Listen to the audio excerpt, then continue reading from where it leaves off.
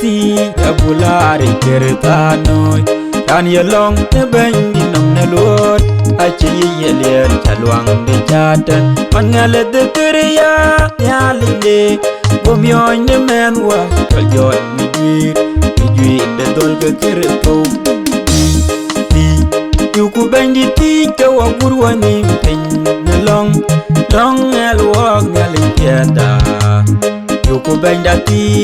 yuku bendi kan badel ko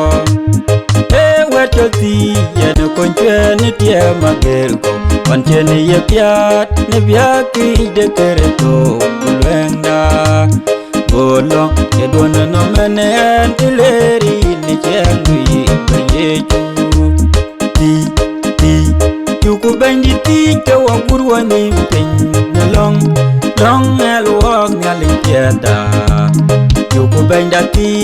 yuku bendi kan badel ko on game koy ke jiko yit ke yiterel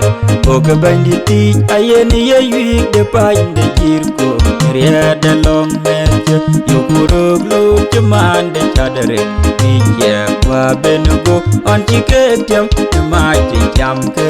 ling de babylon ti yuku bandi ti ke wagurwani pin long elwa ngaliada yuku benda ti yuku bendi kan badel ko iba welo kenesi la onchene kata wende dum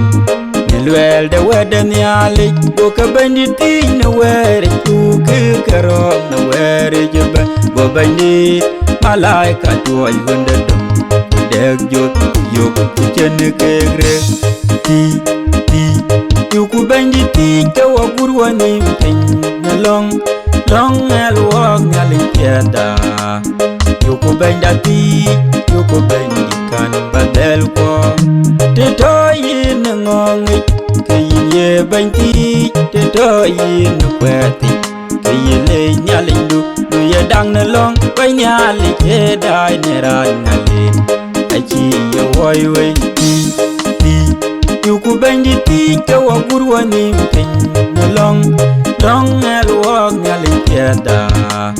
yuku benda ti yuku bendi kan badel ko metje yuku tang de ka pinum choria gamda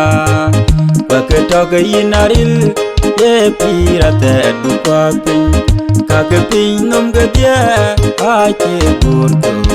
aywan ke imya bendu ti ne god yuku bendi ti ke wagurwani pen ne long elwa ngaliada yuku benda ti yuku bendi kan badel ko